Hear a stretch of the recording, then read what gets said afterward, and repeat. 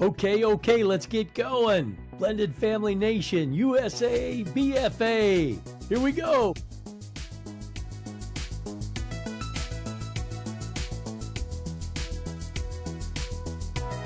Let's get started now. And hello again, Blended Family Nation. Dan Snell here with yet another great interview with some outstanding guests as you come back frequently, every day, multiple interviews, because we push out encouragement, hope, resources, tips on an ongoing basis. We're proactive. We're not saying you come to us and search around. You got one place to go, and that's why we're happy here on Blended Family Nation to deliver. And our guests today, my guest today, outstanding. It's Al and Kay Betz out of the Baltimore area. And I'll tell you a little bit that I met Al and Kay and was impressed with them in 2009. So it's been over 15 years. They'll tell you a little bit more, but Al wrote a book called Outfluence, The Better Way to Influence. And I'm going to tell you, it impacted me, it impacts people. And then he also wrote, and I say with a smile, because from time to time, I can have a little fun, and once in a while people call me a hot dog. I can't understand that, but he wrote a book, Polishing the Pearl, the art and performance, how you perform. And everybody here, so if you're in whatever your professional career is, both of those books are great books. But today we're going to talk later on about some special tools that Al and Kay have developed for USABFA and family members, because communication in a family, when it's good, things are looking bright. But when it's bad, things can go downhill quickly. So I've had a lot of coffee today. You can probably tell, folks. Al and Kay Betz, welcome to Blended Family Nation. Thank you. Great to see you, Dan. Always great to see you. Yes, it's been great. Folks previously had put on conferences and a radio show about blended families, and Al and Kay were guests a couple times. They've spoke at some of our national conferences, so it's good to have them back engaged in USABFA, and you're going to see some tremendous things, and there's programs that you'll be able to take part in and enroll in that will make a difference in your life. But first off, so the audience gets to know you, Al and Kay, there are all types of families that we serve. There's blended families, step families, single parents, foster families, adopted families. There are all types of families. Everybody needs encouragement, hope, and resources from time to time. Everybody has a different story. So if you would, why don't you share your family stories with the audience? Sure. Kay's going to share a story that's important to her. I'll just say, Dan, that we have experienced a number of family situations ourselves and with friends and people that we know. And, I worked in the courts for many years in another profession, and just saw some awful things that happened there. So we understand very well what can happen. And Kay's going to share a story right here. Okay. I was part of a two-part family. My dad was married, and he and his wife had 5 children. Unfortunately, the 5th baby died, and so did Mom in childbirth. So he was a single dad, left with 2 boys and 2 girls that he was raising. He happened to meet the nanny next door, who turned into his wife and my mom. So the youngest of my 4 siblings was 15 years older than I was. The oldest was already in his 20s. So I really didn't have a relationship with my brothers, hardly at all. But the oldest one I never met. He was kind of estranged from the family because he couldn't adapt to the new mom in the house. And so he went off on his own. So I never really got to meet him. And no, never got to meet him. Wow. My sisters, I was closer to them. They were closer in age. The younger one became like my second mom, and she was very supportive of me and a lot of my endeavors in school and personally, and was very supportive. And we had a long, nice relationship, as I did with my other one. And so I had 5 nieces, excuse me. And closest one in age was 6 months older than I am. She was born in January. I was born in July. So my dad was expecting his 6th child and his first grandchild. Oh my goodness. So it was kind of crazy. So she and I were born in the same year, and we were more like sisters than we were like aunt and niece. But anyhow, so just to show you that I was kind of from a complex situation, both relationship wise, age wise, and everything. So I can appreciate how difficult it can be when you're not close in age with your siblings and have different parents. And so that was kind of my background there. The other challenge that we had, our son, his significant other is from a different culture. And so that we've had challenges there that we've tried to work on. Sometimes we've been successful, other times we haven't been successful, but we had nice relationship with many of the members of her family. So, but that's just a different way. There's all kinds of different blends or hoping to blends. Anyways, so we had two situations there. It's interesting. The culture difference is particularly difficult because we knew nothing about her culture. I won't say what it was, or what it is. But, we did things the way we normally would do them, not knowing that they would be offensive to her because of her cultural and her upbringing, so to speak. So it's tricky. Like I say, we've experienced a lot of things, and so we're very, very much aware of what USABFA is all about, and we're looking forward to really helping a lot of people and using some of our experience to apply it to situations and also to share things with others so that they're like, oh, gee, I thought I was the only one who was like that. But no, a lot of us out here. Those are great stories, and that's the what, but I'll tell you the why is because part of what we're trying to do, people think of blended families as they think two people get married and they got little kids running around, and it's a lot easier when the kids are little, but when you get them into teenagers.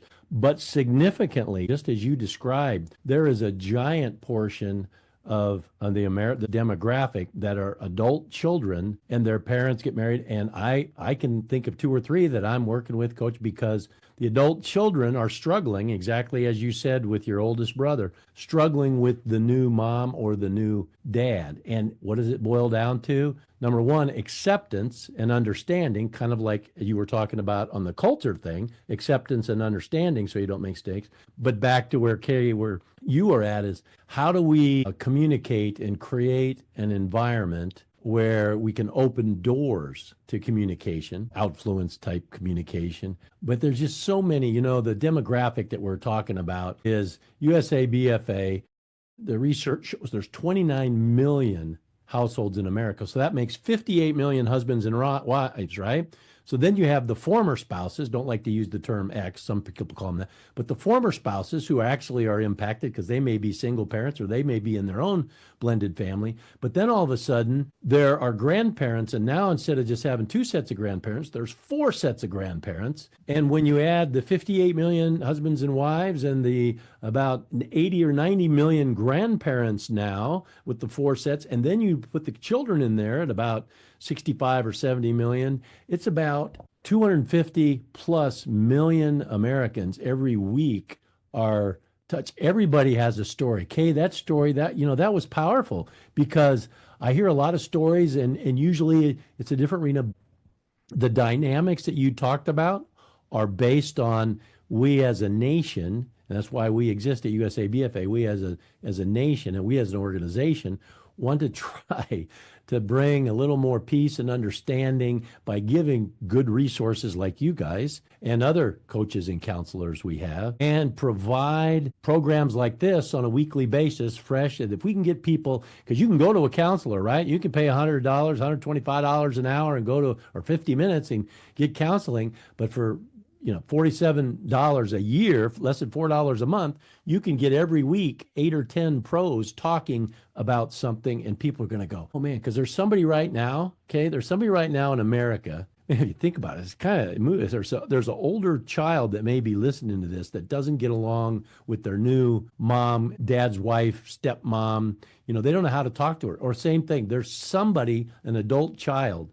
And I would say to them, give that a chance because everybody wants to be accepted. And sometimes it's hard, But we'll talk about that as far as the communication goes. But thanks for sharing your story, because it just, that atmosphere, that arena adds to what we're trying to accomplish here at USABFA, because it's just a giant. I'm so excited you guys are going to be a part of this. So let me ask you this. So you're there in the Baltimore, Washington, D.C. area, and I do want to add, folks, because they're both very humble people as I've known them. Kay is a college professor and an educator and has risen up and one of the most esteemed in institutions, and together they work with schools at all levels. And Al, you again were humble, but you used to be in the courtroom, the court reporting, where you talk about communication. Folks, you know, because we've all probably been, most of us have been in courtrooms with divorce or mediation. We know that attorneys can be eloquent and convincing, and Al, but some of the things that you were involved with in your early days are national events that are commonplace. I don't know, Al, if you want to share a couple of them, but these are two people that have communicated with people of all ages, and now they're focusing on, and I'm excited, they're focusing on communication with children. And Al, share a couple of those, because one of them has to do with Reagan's assassination attempt. Well, before that, we talk about communication. You and I and Kay grew up at a time where, if you can call communication simple, it was fairly simple. And then there was a litigation that came up called the United States of America versus AT&T, because at that point AT&T was a monopoly. They controlled telecommunications as they were back then. Yes. And Kay and I and our company got invited to participate in that trial as the court reporting team. It was a 2-year trial, and that result of that trial ended the monopoly of AT&T and opened the world up to the telecommunications that now, 40 some years later, is still developing in some might say in a little bit of a crazy way. And so communications, when we're born, we're slapped on the butt, right? We cry. That's how the doctor knows we're cooking. And that's usually the only training, if you will, in communications we ever got. Most of us, you just basically, you pick it up as you go along. And so there's a lot to this communication game. And we're excited because we know we can help. We know we can help. Absolutely. And we've seen all kinds of communications. But yes, an answer to your question, when we participated in that case, we participated in the assassination attempt on President Reagan's life. John Hinckley Jr. was brought into the courtroom, and I was there that day. And again, talking about communication, we had members of the media in that courtroom from all around the world, all of them trying to get an edge of information. So they would come up to me and other members of our courtroom team in very slick ways, trying to ask questions and get information. So you really have to understand communication, not only how you communicate, but how the others, people that are communicating with you, what do they want from you? Right. The circumstance. So, but anyway, I hope that answers the question. Oh, no, that does, because it's so important. I know you talk about how we receive information. And I think you coach on how to filter out that sometimes you have to take a deep breath. The old saying, count to 10. Nobody counts that far. Now today in society, if you get to count to 3 seconds and pause, that's a lot. But families everywhere, children and adults, as part of communicating and listening, and you're going to talk about this more. It's just so important, things we can learn. And the most encouraging thing is that Generation Z, I'm a baby boomer, you're a baby boomer, you referred to us, we're just seasoned. We're not old, we just have experience, right? We're just seasoned in life. And so we can share some of those experiences and help people because we've walked through all these dynamics. But the Generation Z is hungry to learn and to make a difference, whether it's nationally or locally. And so that's encouraging to me. So I just wanted to get, you guys have done remarkable things. So you're certainly more than qualified in so many ways. So I heard a story once about the Pennsylvania 30. It sounds like you were picked. These weren't the best and the brightest at the Pennsylvania 30 school administrators. Why don't you tell about that story? I'll start it, and maybe Kay can jump in if she would like. But we were asked to come up to this high school in Pennsylvania we asked them actually to come up and demonstrate our program. So they said, okay, we have 30 students in our school who just don't seem to fit anywhere. We've tried to work with them, and it's just not working for these poor kids. They're not bad kids. They just don't seem to fit. So we said, sure, we'll come up and do that. And they said, listen, if your program works in any way with these kids, it will be a miracle. We've tried everything and nothing has worked. And so we went up there and we started to talk to these 30 students, and we wound up breaking them up into groups of 10, put them at individual tables in the room. And we had these little bags. I don't know, what did we call them, Kay? Do we remember what we called them? Called the bags. We'll keep it simple. And in those bags, we put little things in there like a rock, a pencil, an eraser, and different things. And so we asked them to each dip in, take one out, and tell them what that represented about them, what they saw in that item as relates to them. And we had them then write down all of their responses on this we call butcher paper. By the time we were done, we posted them, these 3 sheets, around the room, and we asked the students to each get up and take a look at what they all wrote. And make a long story short, what they discovered. Do you want to share that part? Well, they started interacting, and one of the things that was difficult for them, a lot of them weren't very communicative because they were shy, they didn't feel comfortable, they didn't feel confident. And it was interesting to see what a simple thing like a piece of cord, or like Al said, an eraser, or a paper clip. What is a paper clip? What is that? How does that relate to you? And then someone else would say, well, to me, that paper clip means something else. And then we talked a little bit about that. But the most amazing thing was when they got up to look at and walk around the room and look at all the different things that were on the board, they started to discuss it with each other. And all of a sudden they were communicating. And so, because it wasn't them themselves being challenged or having to put themselves out there, it was about something else. And they were engaging, and they said they never saw anything like it. Well, but the ultimate key to the whole thing, Kay, if you remember, and this happened, I don't know, 20 years ago now, I guess, or something like that. The ultimate key to this whole thing was these kids all realized that they had the same concerns about life.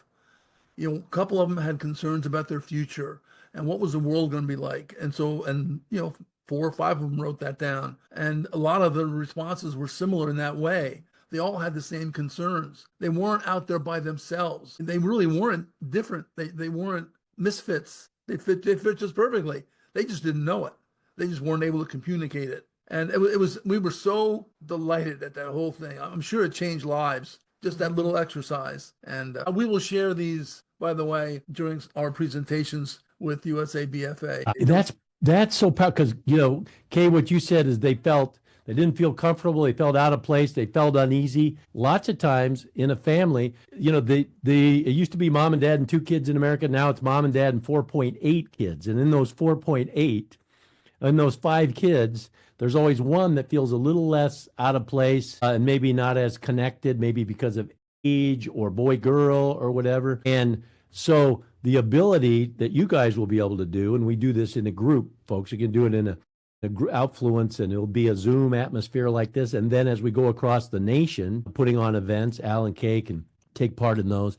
But that ability to really open up, because, you know, kids might come into, we talk about family huddles. USABFA got a program, we get family huddles for communication. Sometimes, and that's either around a bonfire or taking a walk or something fun, if it's even a short time.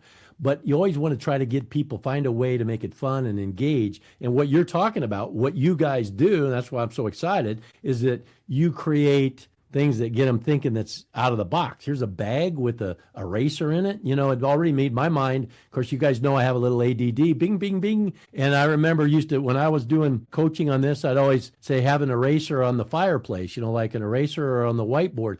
And when a parent or a child says something that, gosh, I wish I could take that back, that was mean, go get the eraser and simply quietly hand it to the parent or hand it to the child. And it kind of, what it's trying to impart, and that's the things you talk about as family, I wish I could erase what I did or said. And it's those guys, you guys pull that out. You pull that out, youngsters, because you work a lot in the school systems. Folks you see right now, you see some pictures I'm showing of Al and Kay working in the school system. They have the unique ability to pull it out and make it fun. So that's great. The Pennsylvania 30. Well, we'll remember that. That's a good thing. So we've been talking about communication. And part of what you have developed in your program over the years is a couple things and great names: silent communication and constant messaging. Silent communication and constant messaging. And if you think about it, even it's just natural. One of the things parents is just a simple smile. I once had there was a speaker say you can change a life with a word, a look, or a touch. And I always think that's powerful because, just smiling at each other sometimes is better. If it's a genuine smile, can make a big difference. And a word, you got to watch your words. They have impact. But anyway, sorry, I'm too much coffee today. Silent communication and constant messaging. Go ahead, share more on Silent communication, I will just start this one, Kay.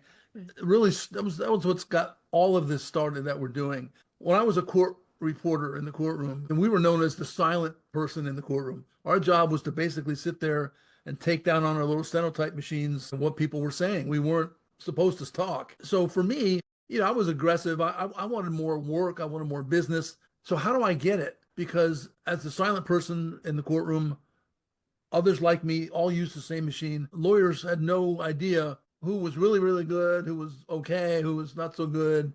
We all looked the same. So I thought we all did the same thing. So I had to figure out by silent performance how I could differentiate myself. And that's what I did. And that's what Polishing the Pearl started out to be. And the chapter on what I called silent marketing, now we call silent communication, was all about that, how I differentiated myself, how that worked, and then how I developed that going forward. Kate, do you want to talk about constant messaging? Well, constant messaging is how do messages get out? And how do they get into somebody else? They get in through the senses, through the eyes, through the ears, through touch, through smell. Okay. We get messages from people by the fragrance that they wear. I mean, everything that comes in through the senses, whether it's verbal and auditory or one of the other senses. And so you have to understand that anytime somebody is in a close enough space to hear you, see you, touch you, smell you, you are sending messages, whether you know it or not, and whether you intended to or not. And so that's one of the things that we talk about, all the different ways that messages get sent and what happens when it hits the senses of somebody else. How do they interpret it? Yes. Yeah. Because a lot of people just blurt it out or say something, but they don't really think about what's the mind and heart and spirit of a young child. Or when it's a common thing, you're not my mom, you're not my dad, those things. Later on in life, I think adult children now go, oh gosh. And I've heard a lot of stories that, hey, I'm sorry I said that. But especially in teenagers, naturally, you got hormones going on, right? And you got things going on in there that cause them ups and downs, and you have to be cognitive and aware of that and take that into consideration. But what we were talking about, have you found in your experience for younger children, do they focus more on hearing or seeing or touch, or smell probably doesn't come unless somebody smells really bad? Do they have, is it more important, or does it really differ by each child? I think it differs by each child, and then we get to the concept of experiential interpretation. You interpret messages based on all the things in your background.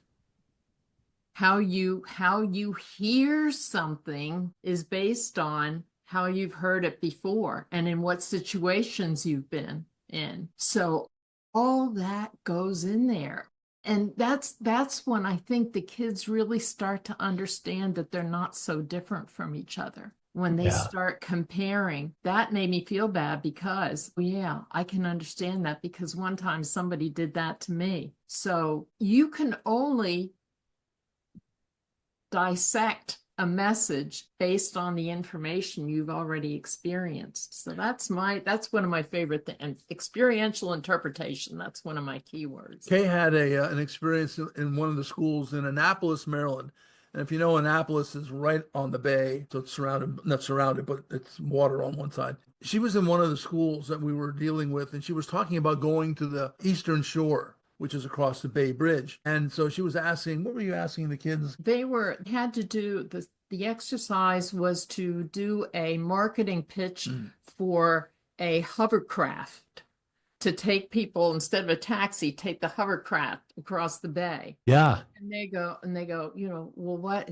They say, well, we don't know what that is. What's the Eastern Shore? And these kids lived in Annapolis. They didn't even know, but they lived in the downtown area of Annapolis, and that was their neighborhood and that was their school. And they didn't have the experience of going over to the beach to see the ocean or any of that. I mean, the Bay Bridge is right there. Yeah.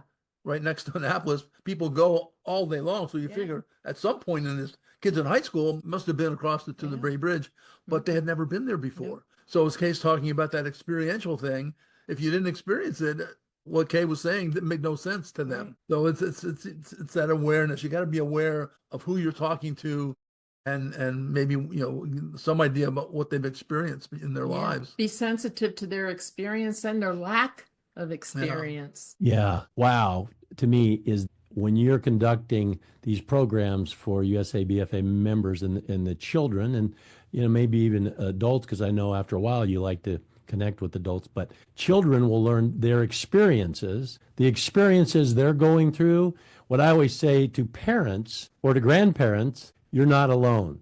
You're not alone. And a lot of people, especially if they've gone through a divorce, they get remarried, they want to make sure, and there's always a honeymoon period, but then things start to get bumpy and they don't want to talk about it because they're fearful. And that's why we want to say it's okay. It's going to be okay. And it's okay to share. And that's why USABFA is a place you can call home. That's one place to go for all types of resources. But getting back to what you said, the experiences. So a young child will be online or if we have live conferences, they'll go, wow, that's happening to you too. I got the same experience. So then they feel like what's happening to me happens to a lot of kids. So that's what you guys, gosh, you've been around teaching and students for a long time. I tell you, I'm excited. Your background in training and listening to the sharpest people, fellow teachers for your case, Kay, that you've learned from, and Al, lawyers are some of the best communicators and orators, and they have the ability to convince, right? In the summation, you've probably seen where you're probably typing, or you're not typing, what do you call it? Writing. Yeah, okay. You're writing in your machine, which nobody can understand the output of that, I think, but you're writing in there, and you got to be going, wow. I mean, have you ever had, wow, this is a home run summation or whatever, final conversation? And you guys have seen the best, and now you're sharing with people. So that's why I'm thankful you're part of USABFA. In closing, any other great stories or anything you want to share, or what you've discovered as you've made the decision to join the USABFA team? I think one of the things for me, working with kids and working with diverse populations in some cases, it's neat to see when they discover that I'm not so different from everybody else. Or Joey, who I thought was a bully, he's not so different from me. I can see now why he behaves the way he does, or why he reacts the way he does. And to understand that we're not so different. Our experiences are the things that really color our lives and bring the knowledge to us. And when we have different experiences, we have different knowledges, and we have different ways that we look at things. And to just have that, why is he behaving? Why is she behaving that way? I don't know why, but there's probably a good reason there. Let me cut her a break, Yeah. Yeah. You guys are going to do so great, because you're going to be able to help children understand and maybe have the courage and self-confidence to communicate their needs, because they just want to be heard and accepted, and maybe they'll be able to pick up something that they see is common to other children, where, hey, I just want to ask my stepdad to do this or not do that, or it bothers me when that happens, and just to share it in a kind and communicating to them without being anything other than open and not disrespectful, but just a really open communication. That's what you're about. Outfluence communication, OC. Kay and I were talking earlier today. The way we see this happening with USABFA is that we're going to be teaching the parents as well as the children, and we don't always get that. So That's going to make it easier for both of them to communicate with each other, especially for the kids, because they can then communicate with their parents without fear, because they know how to do it. They know what to look out for. They know, hey, when dad comes home and he's a little upset, that may not be the best time to ask him this question. And that kind of thing, just being aware. And that's what excites me about this whole process. I've learned so much over 60 years of living and all these experiences. And You're still a young man. You're still a young man. The good thing is we've got seasoned people like us on board at USABFA, and then we have adult children that are in their 20s that are going to have a program where they kind of talk about, hey, if I could go back and be different. And so they kind of communicate and help the blended family nation that way. And so we got a lot of great guests, folks. That's why you want to every day come on USABFA. First, you got to join because, as I said, you can go and professional counselors are good and they're wise and they're educated. And yes, you, because of their education, deserve $80, $90, $100, $125 an hour. And you could go over 6 months or consider maybe supplementing that or trying USABFA resources at less than $4 a month. We believe that we're providing a service to whether you're 95 or 5, we can serve families. I mentioned, I think I wrote earlier today that USBFA is really an amazing opportunity for people. And we thank you, Dan, for your foresight and for putting it together. And it's inexpensive. It's available to anybody that needs it. And anybody in a blended family really should take advantage of it. Because in addition to what I just said, it's truly a blessing. This is needed badly. With 29 million people. Oh my gosh. I mean, you look at some of the trouble that there's been in our world today. How much of it is because of miscommunication, misunderstanding? Yeah. People being taken advantage of, not even recognizing it. And that's what we hope to teach people, that awareness. It's why am I being told this? Or why is this coming to me? Yeah. It's challenging because America overall in the last 50 years, fathers haven't had enough impact in America. Not going to get into the politics of that, but fatherlessness, they call it. And that's impact. If you follow some of the shootings or some major crime, oftentimes you can trace it back to there's been some challenges. And hey, we want to help. If we can make a difference 50 years from now because of something we're doing now, I'm sure I'm going to be in heaven. But if we can make a difference today, that's what we want to try to do. And there's families out there all across America. And we look forward to working with each and every one. So, folks, it's been great to have Al and Kay Betz. You keep watching. They'll be regulars. And we'll talk about, today was kind of an overview, but each week we'll talk about, each time they're on the Blended Family Nation, we'll talk about a specific topic. We'll pick a topic and talk about that. And then you stay tuned. You'll be able to take part. Subscribe to this Outfluence Communications OC group. And it's a great way to help your kids. And so, Al and Kay, thank you. Always great to see you. And folks, for including us. Keep communicating out there, and we'll see you next time on Blended Family Nation. Sure. Looking forward to it. And thanks for tuning in. Come back tomorrow, the next day, and each and every week, as we have literally every week 8 to 10 new, fresh interviews, many with live question and answer sessions just for you. Thanks for joining us. Thanks for being a member of USABFA. Tell your friends, share this, and tell them you can get this information too.